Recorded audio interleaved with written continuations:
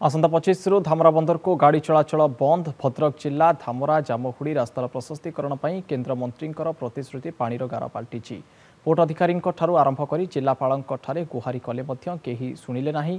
तेज बाध्य होई आसंता 25 तारिख शुक्रवार सकाळ पोर्ट को जाउतबा समस्त गाड़ी चलाचल को बंद कराजिबो बोली बासुदेवपुर विधायक अशोक कुमार दास सांबादिक सम्मेलन करी प्रकाश करिसंती।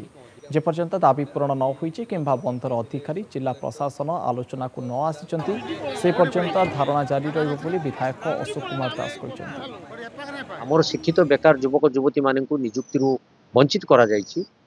आमर रास्तार दैनंदिन छोट बड़ दुर्घटना मान घटी जो अघटन घटी चली एवं बहुत जीवन धन नष्ट होउछि तार प्रतिवाद रे आसंता 25 तारिख दिन एक धारणा दिया जीव। समस्त को निवेदन करी युवक युवती एवं दल मत निर्विशेष सबु भाई मान आह्वान करी आपण मैंने समस्ते आसतु मिलित सहयोग रे आमे ए कार्यक्रम को सहमति भितर श्रृंखलार सहित पालन करवा एवं जेपर्यंत प्रशासन के अधिकारी एवं बंदर कर्तृपक्ष आलोचना को न आसचंती कार्यक्रम केबे करिवे से वार्ता न देइचंती से पर्यंत ये धारणा जारी रहिबो।